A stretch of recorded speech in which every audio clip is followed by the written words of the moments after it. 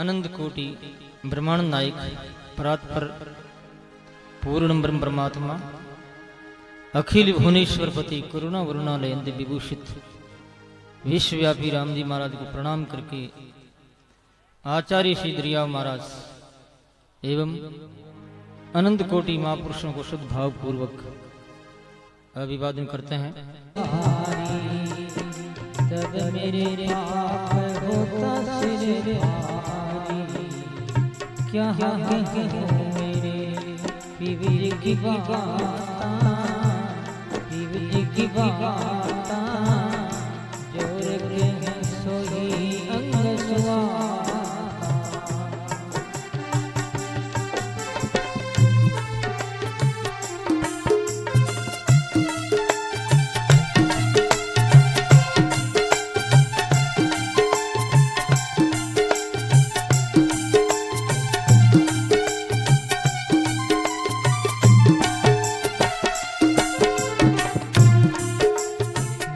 मेरे पीवे से मन सादोरी, मन सादोरी, सतगुरुआन सगाई जोड़ी। जब मेरे पीवे से मन सादोरी, मम सादोरी, सतगुरुआन सगाई जोड़ी।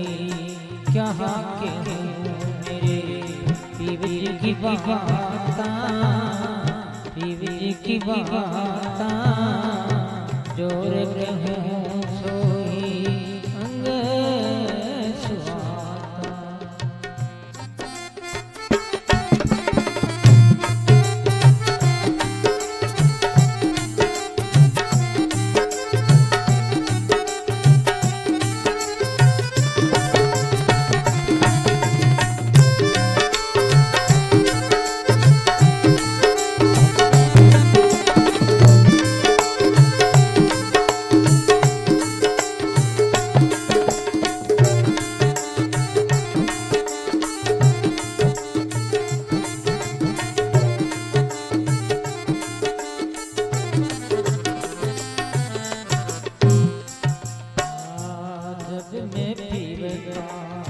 मंगल गाया, मंगल गाया, जद मेरा राम जहाँ बन आया, जद मेरा राम जहाँ बन आया।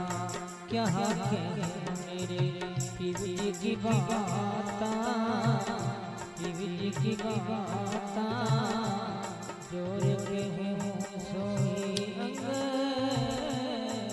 सुहाता, जोर के हूँ सोई अंग सुहाता।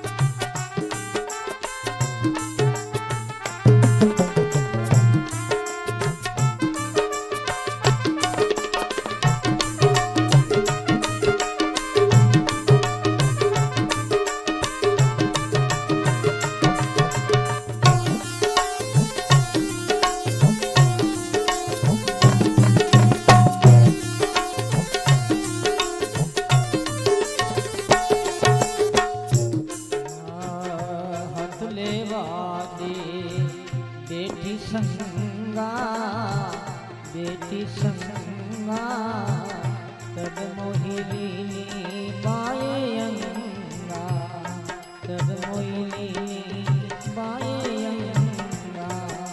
क्या मेरे राम जी की बाता, राम जी की बाता, जोर कहूँ सोई अंग सुहाता।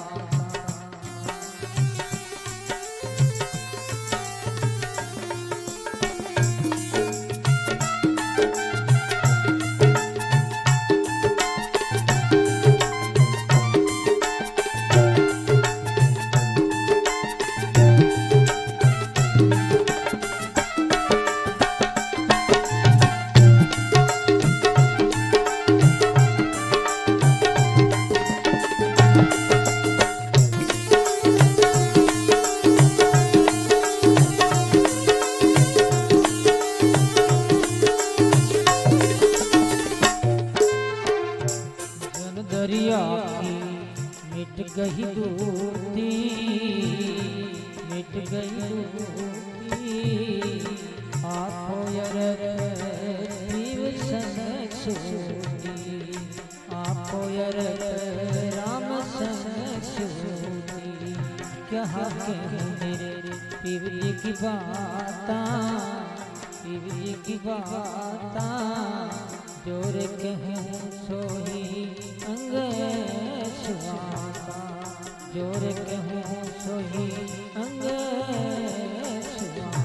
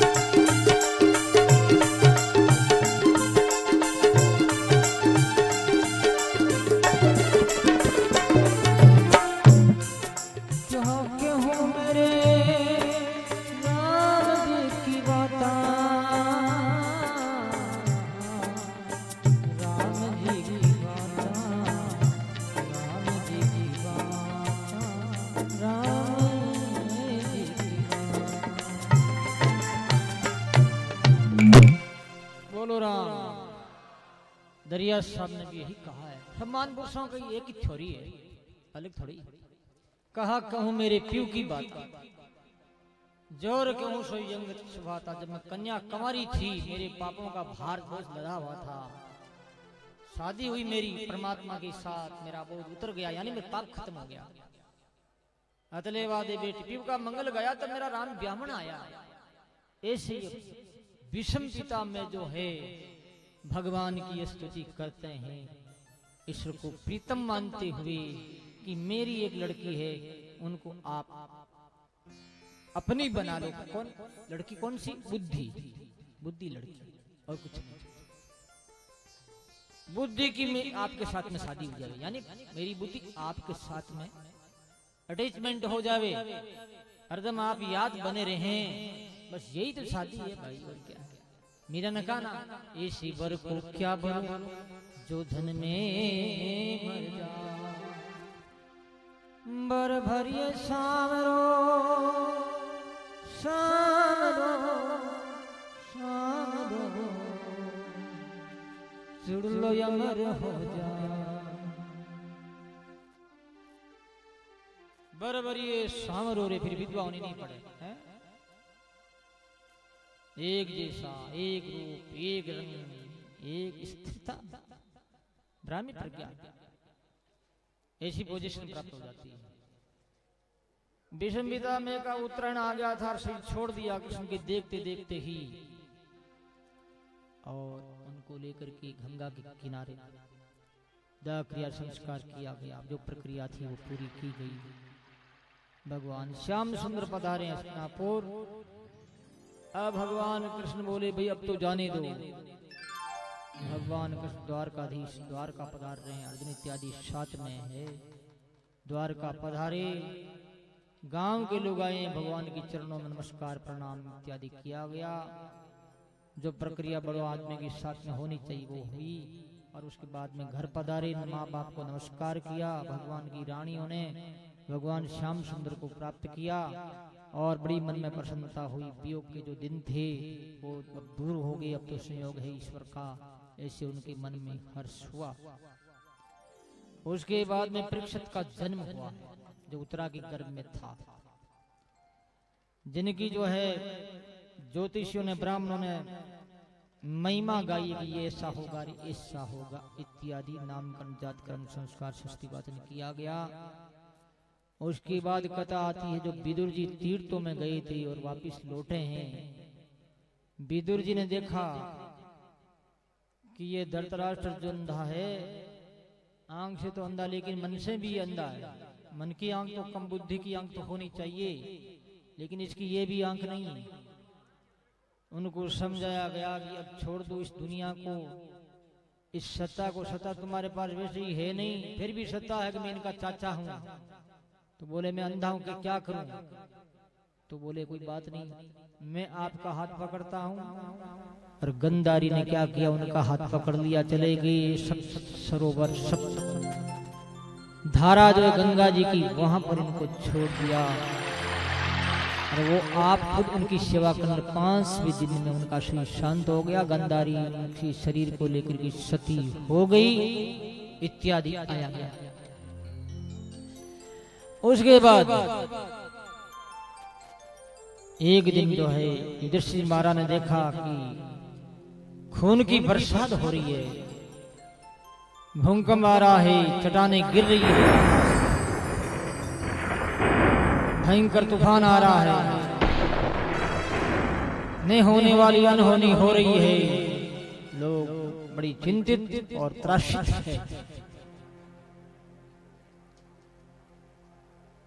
गता सप्ता अधुना मासा भीमसेन तवानुज नायाति कश्यवा हेतुर्नहं वेदिदमन्दसा। युधिष्ठिर महाराज भीम से करे, भीम 7 महीना बीत गया और अर्जुन ने आया। तो अर्जुन जी द्वारका पधारे थे, भेजे भगवान कृष्ण और याद में कुशल क्षेम जानने के लिए भेजा था, आए नहीं। क्या बात हो रही, ऐसी अपरिचित घटना घट रही है। इतने में अर्जुन पधार गए, बोल नहीं रहे, आंखों में आंसू पड़ रहे। युधिष्ठिर जी महाराज बोले क्यों नहीं बोल रहे, क्या बात, क्या हुआ? तो वो बोलेगे कृष्ण रूपी सूर्य का अंत हो गया, भगवान परम धाम पधार गए। येन में अपहर्ति विस्मापनम मिहित वंचितो हम महाराज हरिना बंधु रूपिणा।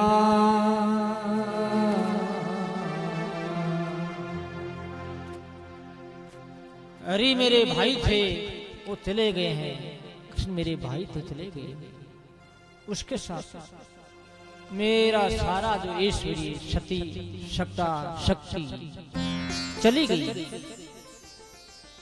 मार्ग में मैं आ रहा था तो काबू ने मुझे लूट लिया, मेरी भयंकर दशा है। कुंती ने सुना तो वो तत्काल ही शरीर छोड़ दिया, स्वर्ग चली गई, वैकुंठ चली गई। बोलो उसके बाद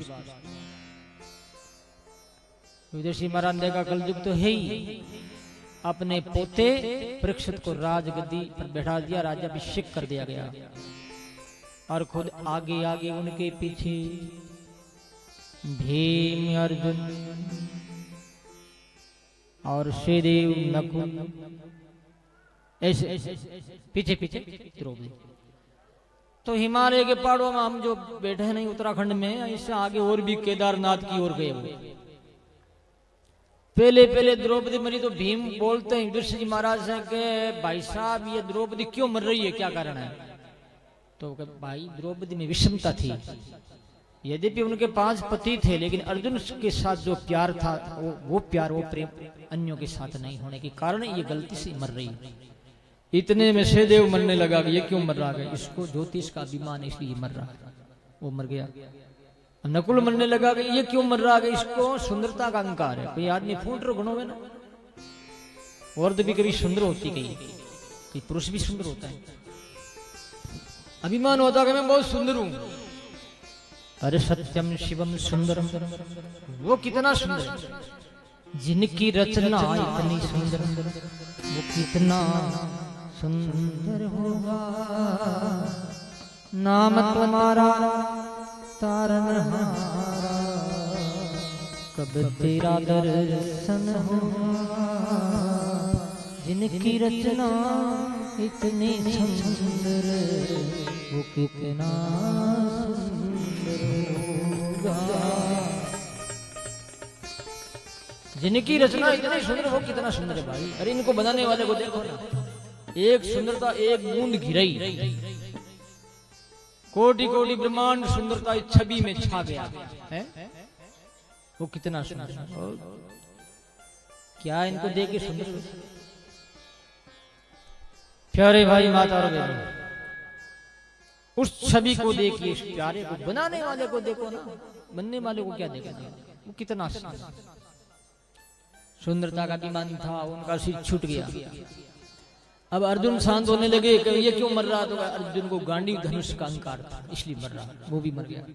भीम का शरीर भी हलचल होने लगा, हलचल हुई शरीर में, हिलने लगा कि मैं क्यों मर रहा हूं, कि तुम ज्यादा खाता इसलिए, लाडू ज्यादा खाता, ज्यादा खाना भी ठीक नहीं, कम खाओ और गम खाओ। आदमी मरता नहीं, ज्यादा खा करके मर जाता है, कम खाने वाला नहीं मरता, याद रखना। गरीबों के हिंसा की मत खाओ, उनको बांट दो। कि नहीं महाराज मैं तो मनुष्य जन्म मिलेगा नहीं मिलेगा, भाई ने कहा कि मनुष्य जन्म मिलेगा नहीं मिलेगा महाराज, मजा कर ला। हाँ कर भाई। संसार, एक पुस्तक में मैंने पढ़ा था, अभी मुझे याद नहीं आ रहा उसका नाम, ये कोई बादशाह था, दिन भर खाता था वो, तरह तरह के मिठाइयां, तरह तरह की चीजें खाता और खा करके उल्टी करता, आंगली डाल कर मुंह में अंगुली डाल उल्टी करता, और थोड़ी देर के बाद, आधा घंटा के बाद फिर खाता, फिर उल्टी करके खाने की देखो यही स्वाद, स्वाद जीभ रस में डूब गया। शब्द स्पर्श रूप रस गंध, ये तन्मात्रा, ये चोर है, ये दुनिया को जो है अपने जाल में फंसा रही। तो सजनों भीम बहुत खाता था कि इसलिए मरा, वो भी शांत हो गए। युधिष्ठिर महाराज से शरीर बोलो परम धाम पधारे, बोलो राम। अब यानी परीक्षित ने उत्तरा के लड़की इरावती के साथ शादी की, उनके जन्म में ज्यादा 4 लड़के हुए, कलयुग उनको निग्रह किया। सूत जी महाराज, सोनक जी पूछे महाराज उसको निग्रह क्यों किया, सूत जी महाराज कह रहे हैं कि एक बार जब उनको पता लगा कि अपने राज्य में कोई गड़बड़ी होने वाली है, तो वो रथ पर बैठ करके जाने लगे, गांव गांव में लोग ठाकर छोटे लोग जो उनसे सामंत राजा, तो उनको भेंट देने लगे। आगे सरस्वती नदी के किनारे 3 पैर जिनके टूटे हुए हैं, ऐसे बेल रूपधारी धर्म और गाय रूपधारी पृथ्वी, गौ के आंखों में आंसू निकल रहे हैं, रो रही। धर्म पूछता है, बेल पूछता कि माँ तुम क्यों रो रही है, वो कहती मैं इसलिए रो रही हूँ, लोग दुराचार हो गए हैं, लोगों में कई प्रकार की शास्त्र विपरीत प्रक्रियाएं प्रारंभ हो गई है, इसलिए मुझे दुख है। लोग अपराध करते हैं, नहीं जाने क्या क्या करते हैं, अखबारों में आप पढ़ते हो, इसलिए मैं रो रही हूँ। और तुम्हारा एक पैर है इसलिए रो रही हो, 3 पैर कट गए। सत्य, तप, सोच और दया, ये 4 चरण धर्म के, सिर्फ एक सत्य मात्र लगी,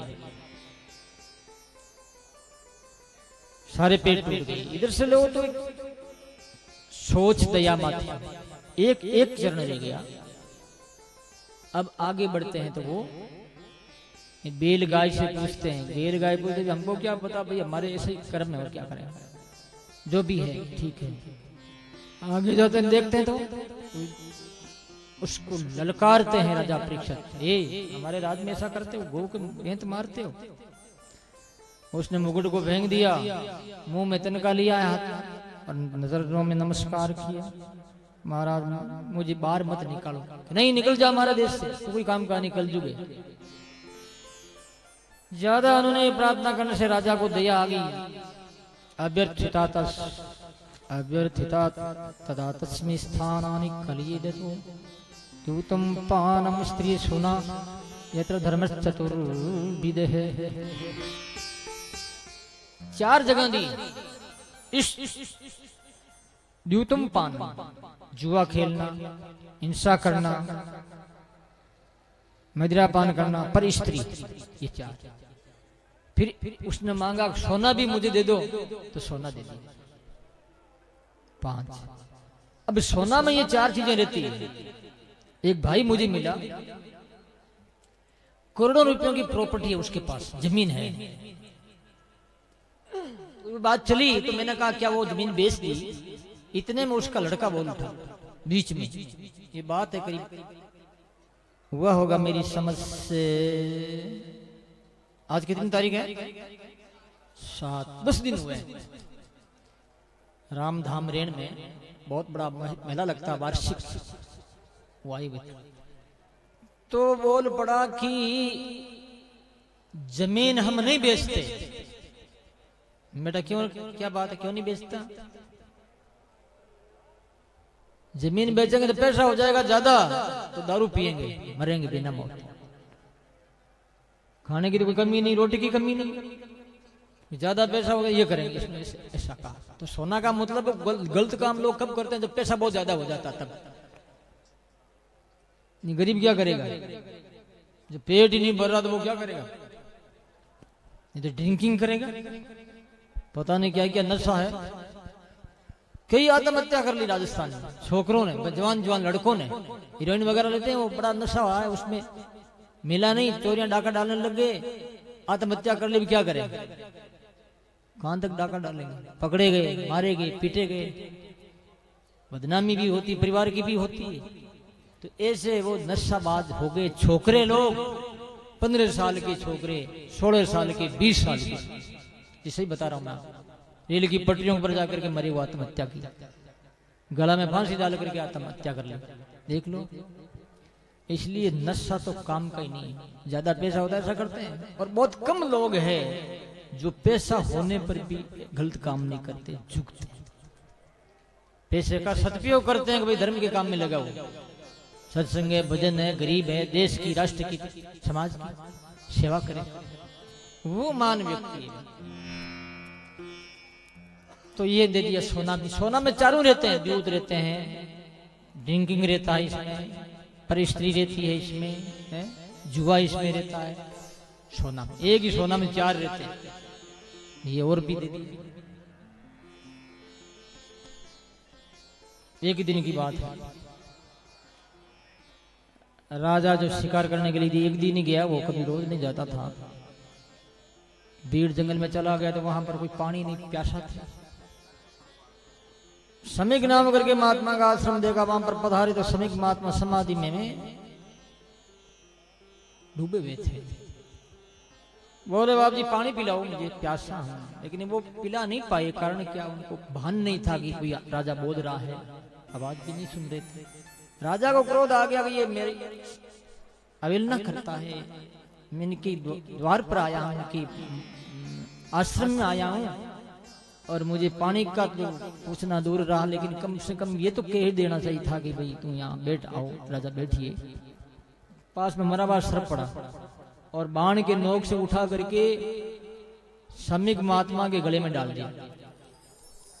मानो राजा ने अपनी मृत्यु ही बुला ली। राजा चला। समीक का लड़का श्रृंगी ऋषि था, उसको पता लगा कि मेरे बाप के गले में सर्प डाल दिया, रोने लगा, और हाथ में जल लेकर के उसने जल को अभिमंत्रित करके फेंका और बोला कि जिस शख्स ने मेरे बाप के गले में सर्प डाला है, उसको आज से 7वें दिन तक्षक नाग डसेगा, तक्षक से उसकी मृत्यु होगी। भयंकर सर्प। और रोने लगा जोर जोर से। समीक की आंख खुल गई, समीक महात्मा की। समीक ऋषि बोले बेटा क्यों रो रहा, क्या बात? तो उसने घटना बताई, बहुत गलत किया तुमने, छोटी सी बात के लिए तुमने भयंकर श्राप दिया है बेटा, ये अच्छा नहीं हुआ। राजा के बिना शासन नहीं चलेगा, शासन नहीं चलेगा तो लोग डाकू हो जाएंगे, डाकू प्रजा को लूटेंगे, न्याय होगा। डंडा बिना पंडा नहीं मानता ना, डंडा चाहिए कानून का। हमारा शास्त्र जो है ये भी डंडा है, हम शास्त्र की बात में ये डंडा है। और इस डंडा की बात नहीं माने तो प्रशासन का डंडा खाओ, किसी किसी का तो खाना पड़ेगा। तो बेटर ये है कि इनका खा ले तो अच्छा। धर्म ग्रंथों का शास्त्र क्या कहता है? तस्मा शास्त्र प्रमाणम ते कार्यकारी व्यवस्थित हो। क्या करना चाहिए क्या नहीं करना चाहिए गीता कहती है, भगवान कृष्ण कह रहे हैं शास्त्रों के अनुसार अपना जीवन बिताओ, सुखी होना चाहते नहीं तो दुख उठाना पड़ेगा। तो प्यारे भाई माता और बहनों, समीक ऋषि भगवान से प्रार्थना करता अपने बेटे के लिए कि इनकी गलती आप क्षमा कर दीजिए, बहुत गलत हुआ। और गौरव नाम करके ऋषि को भेज दिया, बटुक ब्राह्मण को, कि जा तू राजा से ये संदेश कह देना कि वो अपने मृत्यु के पहले जो भी उपाय करे, साधना करे, माला फेरे, सूचना देना। ठीक है, जा सूचना दे देना। अब वो राजा अपने स्थान में पहुंचते हैं महल में, और वो मुकुट खोलते हैं, खोलते ही दूर करते ही राजा की भावना परिवर्तन आता है, पश्चाताप होने लगा कि मैंने बहुत गलत काम कर दिया, ऋषि के गले में सांप डाल दिया। तो जब मुकुट था उस समय में क्रोध आया, उसको बुद्धि मारी गई और मुकुट खोलते ऐसे क्यों हो गया? वो मुकुट किसका था? महाभारत में आता है वो मुकुट था जरासंध के अत्याचार से सामंत राजाओं की हिंसा करके धन संग्रह करके उन धन का बनाया हुआ वो मुकुट था, गलत पैसे से बनाया हुआ था, इसलिए उनके मुकुट में हीरे जवाहरात लगे हुए थे। तो राजा परीक्षित ने मुकुट पहन लिया तो सोना मांगा ना, सोना, और सोना में घुस गया कलयुग। तब राजा की बुद्धि खराब हुई, क्या करे? अब राजा पश्चाताप कर दे। इतने वो गौरव आकर के ब्रह्मचारी जो भी उनके गुरु ने कहा वो संदेश राजा को सुना दिया। राजा बड़े प्रसन्न हुए और अपने जन्मेजय नाम करके लड़के को राजगद्दी दे दी और गंगा के किनारे आ गए। मैंने आपको शुरू में कहा था ना, जब जब विपत्ति आती, जब जब भी कोई कष्ट आता है, कोई ऐसा होता है मन के प्रतिकूल, ऐसी स्थिति में लोग भजन करने लग जाते हैं और वृद्ध अवस्था में तो गंगा के किनारे आते हैं। अरे मरने के बाद में तो आएगी गंगा में पड़ेगी हड्डियां और काम पड़ेगी। इसको बेटर तो ये ठीक है कि पहले आ जाओ यहाँ, आकर की माला फेरो, आखिर गंगा जी में डालते नहीं डालते? गंगा जी जाओ भाई, गंगा जी जाओ। कितने हजारों किलोमीटर से लोग आते हैं, विश्व के लोग आते हैं। ये विश्व भर में प्रसिद्ध है गंगा माँ, केवल भारत नहीं, कोई भी आओ ये सम है, शीतल है, किसी के लिए गर्म नहीं होता पानी, सबके लिए बराबर, कभी जात नहीं पूछती है कौन से जात का आया है, कोई भी आओ, किसी देश विशिष्ट का, समदृष्टि है ना इसकी। तो गंगा के किनारे आकर के हजारों ऋषि आगे जब बात सुनी कि राजा तो अब 7वें दिन जाने वाले हैं, सब लोग इकट्ठे हो गए। जन्मेजय ने बहुत सुंदर कुर्सी बना करके उन महापुरुषों ऋषियों के बीच में वो कुर्सी सिंहासन रख दिया कि मेरे पिताश्री को कोई ज्ञान सुनने वाला, इनके जैसा कोई गुरु हो मान, उनके लिए ये आसन। वो पूछते हैं ऋषियों को, महाराज जिसकी आसन जल्दी मृत्यु होने वाली है और सदा, ये 2 प्रश्न किए उन्होंने, जैसे भागवत में 6 प्रश्न बताए हैं, मुख्य 2 ही प्रश्न है। मनुष्य को सदा क्या करना चाहिए, मृत्यु आती है उसको क्या करना चाहिए, 2 ही तो है, और है क्या दुनिया में? तो सब ऋषि देखते रह गए, एक दूसरे से बात करने लगे, कानाफूसी होने लगी, क्या भाई कर्म योग से कल्याण होगा या भक्ति योग से, ज्ञान योग से, क्या किया जाए, इसके लिए क्या साधन चुना जाए? सब जी समझ की बाहर की बात हो गई, सबके समझ की बात की बात। इतने में जब ये हुआ, तत्रा भगवत भगवान व्यास पुत्रो बभूव विदृश्या गामटमान अनपेक्ष अलक्षलिंगो निलावतुष्टो भृतिस्बालैर्बुधूत वेशः। भगवान की प्रेरणा से शुक मुनि 16 वर्ष की जिसकी उम्र है, कितनी उम्र है? 16 साल, ज्यादा नहीं। पीछे स्त्रियां दौड़ रही, बहुत सुंदर थे वो, बच्चे दौड़ रहे हैं, नागा बाबा कहते, कोपिन थी उनकी, खलकोपिन बनते, भाग्यवंत खलकोपिन बनते। तो जाकर के वो सिंहासन पर बैठने लगे, लेकिन पहले ही सारे के सारे लोग उठ के खड़े हो गए, उनका स्वागत किया, विराजे हैं राजा कृष्ण, उनकी पूजा की और कहा, हे गुरु महाराज, अधय पृच्छामि संसिदं योगिनां परमं गुरुं पुरुषसित कार्यं म्रियमाणस्य सर्वतः। हे महाराज, जिसकी मौत नजदीक आ जाती है उसे क्या करना चाहिए, सदैव सतत जो है जिंदगी में जिए, तब तक उनका क्या फर्ज होता है, क्या कर्तव्य होना चाहिए, किसके साथ में क्या बर्ताव करना चाहिए, जीवन सुखी रहे, वो दूसरों को भी सुखी और स्वयं भी सुखी। ऐसी व्यवस्था कैसे बना सकते हैं हम, ये पूछा उन्होंने। गुरु महाराज का आसरा लिया है भाई, मृत्यु के समय कोई काम नहीं आएगा।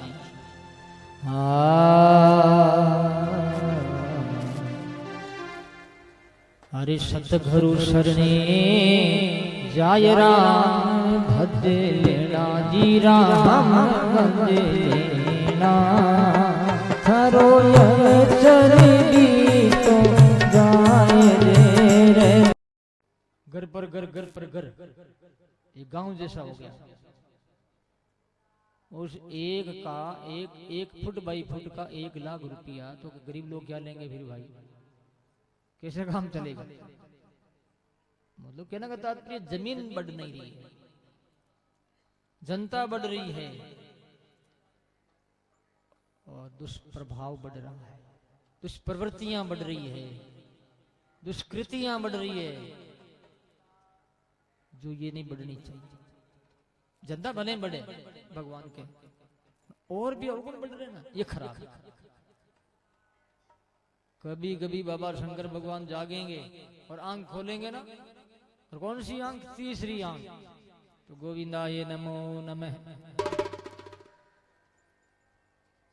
15-20% समझा रही जाएगी, सब खत्म हो जाएंगे। ऐसे भविष्यवाणी की जा रही है, पता नहीं क्या होगा। भगवान नहीं हो तो अच्छा है, हम तो यही समझते हैं।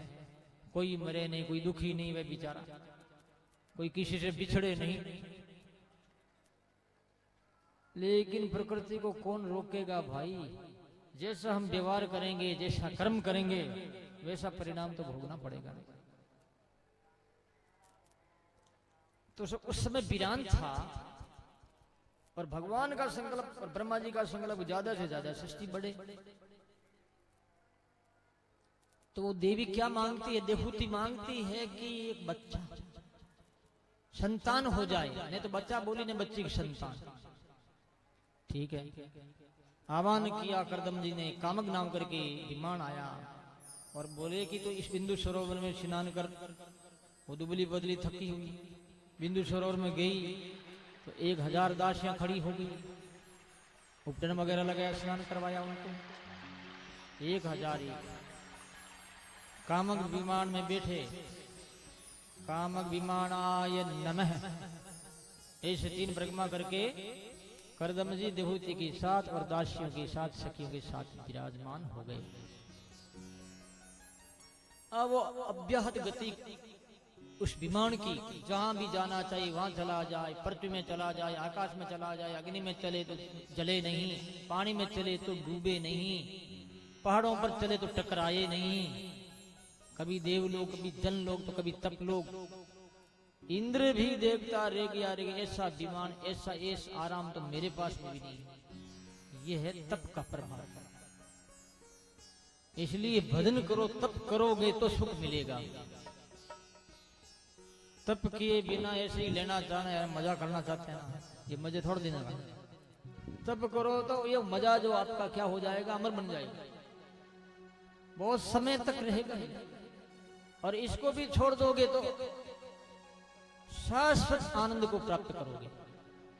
अजर अमर जीव हो जाता है, सदा के लिए वो सुखी हो जाता है, ऐसा आनंद तुम्हें मिलेगा। पर करना तो कुछ चाहते ही नहीं कि हमको मिले, ऐसे ही बिना अधिकारी भी नहीं। अधिकारी है ही नहीं, हम लायक नहीं है। यदि हमारी करनी देखे तो इस दुनिया में जीने के लायक नहीं है, रहने के लायक नहीं है। ईश्वर को पता है, कोई भी अपना अवगुण नहीं बताना चाहता, लेकिन मन तो समझता ना। इसलिए गीतकारों ने गाया है, थोड़ा मन दर्पण के तोरा मन दर्पण के तोरा मन दर्पण के भले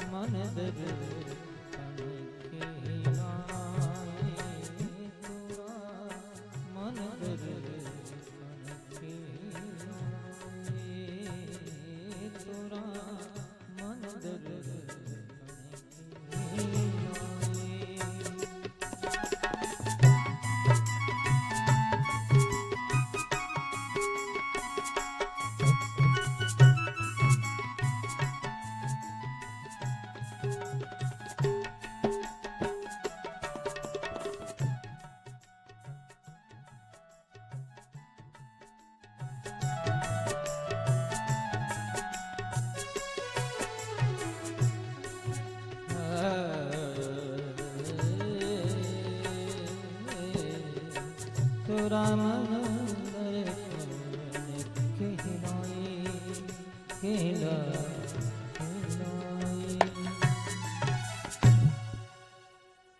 तोरा मन दर्पण कहलाए। मन रूपी काश में देख तूने क्या क्या गंदे काम किए और क्या क्या अच्छे काम किए हैं।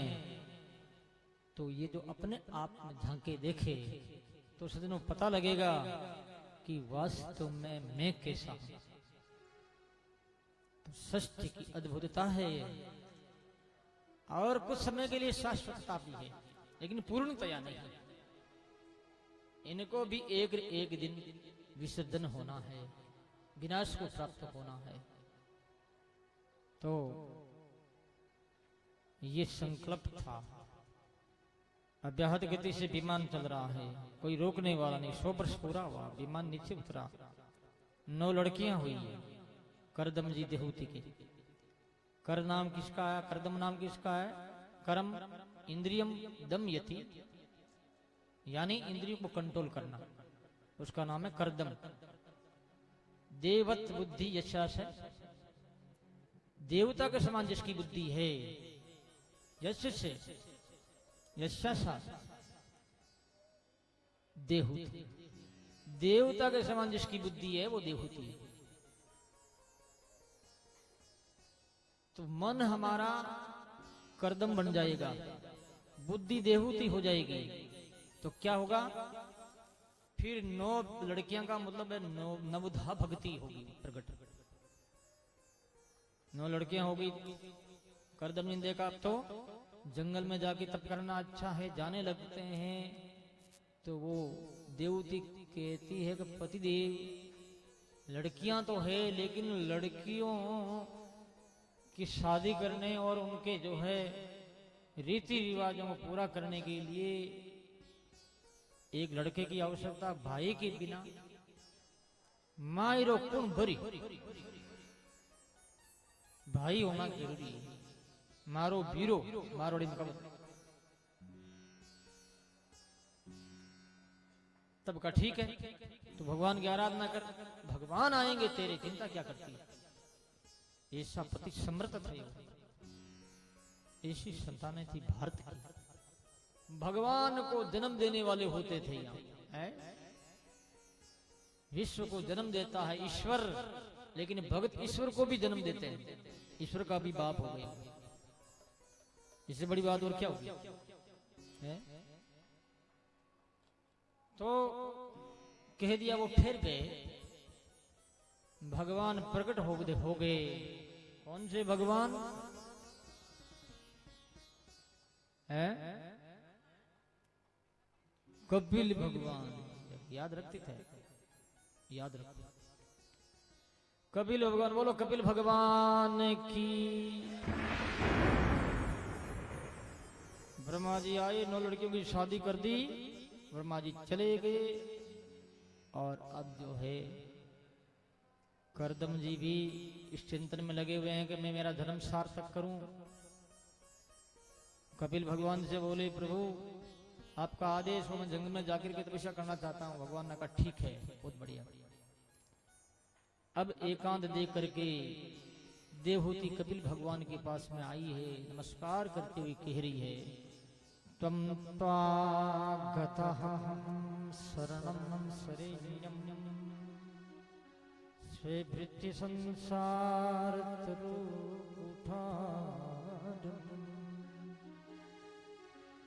जिज्ञासयाहं प्रकृते पुरुषस्य नमामि सधर्मविदां वरिष्ठम्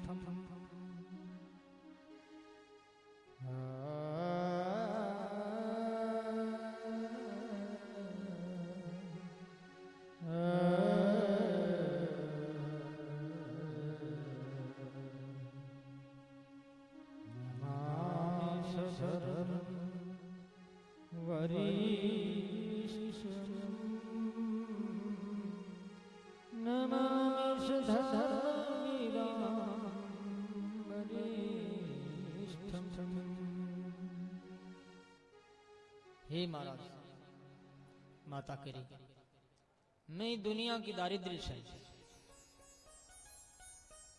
दुनिया के चित्र विचित्र से, दुनिया की माया मोह से बेचैन हूं।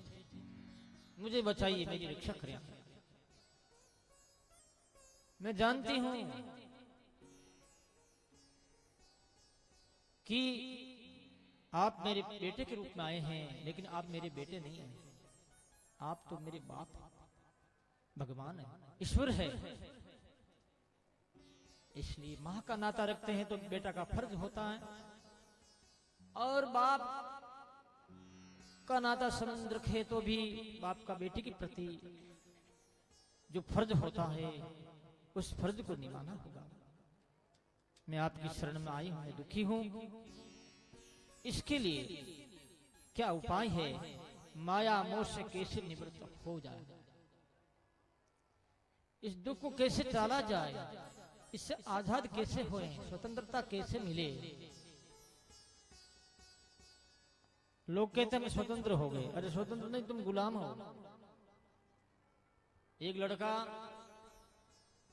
अपने माँ बाप से अलग हो गया, उसने कहा मैं स्वतंत्र हो गया। तो जानकार व्यक्ति ने कहा कि स्वतंत्र कैसे हुआ तुम? अब तो तुम गुलाम ज्यादा हुआ। माँ बाप को छोड़कर पहले तो गुलाम हुआ तुम मन का, सेकंड नंबर तुम गुलाम हुआ तेरी औरत का। तो स्वतंत्र कहां भैया? तो ये मायामय ये संसार जो है, इससे कैसे पार पड़े, कैसे तैर सके दुनिया वो की सागर? क्या किया? तो कपिल भगवान कहते मां तितिक्षवकारुणिका सुहृद सर्वदेहीनां अजात शत्रव शांता साधु साधु भूषणा शतां प्रसंगान् वीर संविदो भवन्ति कृष्णसायिना कथा अद्योस विदास पवर्ग वर्तमनि श्रद्धा भक्ति कर्म श्रद्धा रति भक्ति अनुक्रमिष्यति। आजाद महान पुरुषों का संग करो, सत्संग करो। का मतलब हुआ कि श्रोत्रिय ब्रह्मनिष्ठ जो महान पुरुष है उनका संग करना चाहिए, सत्संग करना। श्रोत्रिय कौन? शास्त्रों के ज्ञाता विज्ञाता धुरंधर, जो शास्त्र में ऋषात्मक तथ्य है उनको उजागर करने वाले ऐसे संत। साथ ही साथ ब्रह्मनिष्ठ भी होना चाहिए। तस्माद् गुरुं प्रपद्येत जिज्ञासु श्रेय उत्तमम् शाब्द परिचय निष्णातम् ब्रह्मण्युपसमाश्रयम्। आगे आएगा श्रीमद् भागवत। गुरु कैसा बनाना चाहिए? विद्वान, और विद्वान के साथ ब्रह्मनिष्ठ भी होना जरूरी है। विद्वान नहीं हो तो चलता है, लेकिन ब्रह्मनिष्ठ तो होना बहुत जरूरी है। ब्रह्मनिष्ठ किसे कहते हैं? ब्रह्मनिष्ठ कहते हैं ब्रह्म में डूबा रहता रात दिन। अरे 8 पहरे 64 घड़ी मरी 8 पहरे 64 घड़ी मरी नाम रे दिल माई हेली नाम रे दिल वो साधु जन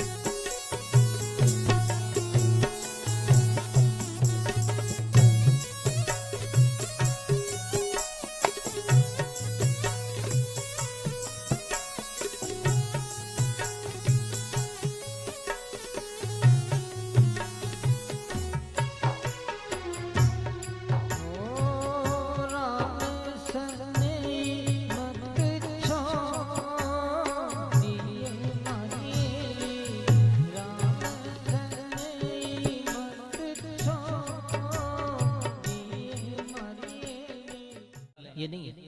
मनुष्य जीवन है भूत प्राप्ति का अधिकार अधिकृत है ये शरीर में, इसके द्वारा भगवान की प्राप्ति होगी, इसके द्वारा जन्म मरण मिटेगा, इसके द्वारा अनर्थ मिटेगा, इसके द्वारा होने वाला चिंतन चिंता मिटेगी। इसलिए प्यारे भाई माता और बहनों, सुखदेव जी महाराज ने कहा, तो वक्ता और श्रोता विचार कर रहे हैं, तरवे किम ने जीवंती भस्त्रा किम न सुशंत न खादंती न मेदन मेहनती किम ग्राम पशुओं पर, क्या कुकर शुक्र नहीं खाते हैं? हाथों को बताया, वो हाथ नहीं है, वो सिर नहीं है जो संतों के चरणों में नहीं झुकता है, वो हाथ नहीं जो दान नहीं करता है, वो पैर नहीं है जो तीर्थों में नहीं जाता है, वो पैर नहीं है, वो आंग नहीं है जो महापुरुषों का दर्शन नहीं करती, ठाकुर जी का दर्शन नहीं करती है। हमारे शरीर के जितने अंग है ना, इस प्रभु के दिए हैं, हमारा नहीं है, उसकी ये धरोहर है। इस धरोहर को है जैसे कि है उपयोग करके ऐसे ही उनको वापस सौंप दो। दास कबीरा ने ऐसियो भी जो की त्यों धर चरिया। दास कबीर, इस चद्र पर कलंक नहीं लगे, काली मां नहीं लगी, धब्बा नहीं आए, ये शरीर हमारा नहीं, प्रभु का। इनका उपयोग करके निहाल हो सकता आदमी, कृत कृत्य हो सकता, ज्ञात ज्ञातव्य प्राप्त प्राप्तव्य बन सकता है। और सोनक जी सूत जी महाराज से कह रहे हैं, राजा परीक्षित को सदगुरु सुखदेव जी महाराज ने कथा सुना के कृतार्थ किया होगा, कैसे किया प्रभु, ये हम जानना चाहते हैं। सूत जी महाराज बड़े प्रसन्न हुए और कहने लगे कि राजा ने सृष्टि के विषय में प्रश्न किया, ये सृष्टि का जो मूल क्या है और मूल में सृष्टि की क्या अवस्था रहती है, साम्य अवस्था है या विषम अवस्था है, और उस अवस्था में फिर परिवर्तन क्या आता, और फिर क्या परिवर्तन आता, फिर वो सक्रिय कैसे होती है, और सक्रिय होने के बाद में फिर परिणाम कैसे प्राप्त होता, इत्यादि बहुत सी बातें पूछी। तब सुखदेव जी महाराज को मंगलाचरण याद आया। मंगलाचरण नहीं किया सुखदेव जी महाराज, दूसरा स्कंद का चौथा अध्याय में मंगलाचरण किया। मंगलाचरण होना चाहिए पहले, अपन करते हैं ना, मंगलम भगवान विष्णु मंगलम गरुड़ध्वज मंगलम पुंडरीकाक्ष मंगलायतनो हरि मंगलानाम मंगलम इत्यादि। तो समाधिस्थ आध्यात्मिक विचारों में डूबे रहते थे, उन्हें भान नहीं था संसार क्या है, क्या औरत होती है, क्या पुरुष होते हैं। सर्वम खलविदम ब्रह्म सत्य ज्ञानम अनंतम ब्रह्म, सत्य के स्वाय अनंत प्रभु के स्वाय, उनकी दृष्टि में उनके भावों में कुछ नहीं था, इसलिए वो समाधि में कह नहीं पाए। कथा तो की है उन्होंने, लेकिन अब जब बात याद आई तो भगवान को याद करते हैं वो। यद कीर्तनम यद स्मरणम यदीक्षणम यद वंदनम यद श्रवणम यदर्हणम लोकस्य सत्य विनोति कल्मषम तस्मै सुभद्र सर्वशेषो नमः। अब मंगलाचरण किया, और मंगलाचरण किया 12 श्लोक में। का मतलब क्या हुआ? 12 श्लोक में करने का तात्पर्य है कि 12 वर्ष के बाद में जवानी आने लग जाती है। ऐसे समय में अपने शरीर को मंगलमय रखें, दाग नहीं लगाएं, जवानी में दाग लगता है, इसलिए 12 श्लोक में। सेकंड नंबर इसका आध्यात्मिक अर्थ यह भी है कि 12 वर्ष का एक युग होता है, 12 महीना होते हैं इत्यादि कि 12 ही महीने हम भजन करते रहे, एक दिन ही हम बंद नहीं रखें, ईश्वर को विस्मृत नहीं करें। इसका तात्पर्य। और अंतिम में कहा कि हे प्रभु, ब्रह्मा जी ने सृष्टि करनी चाहिए, ऐसे समय में आपने प्रेरित करके सरस्वती को भेजा वहां, और सरस्वती ने ब्रह्मा के जीभ पर बैठ करके जो धर्म ग्रंथों का उद्भास किया, उद्धृत किया है।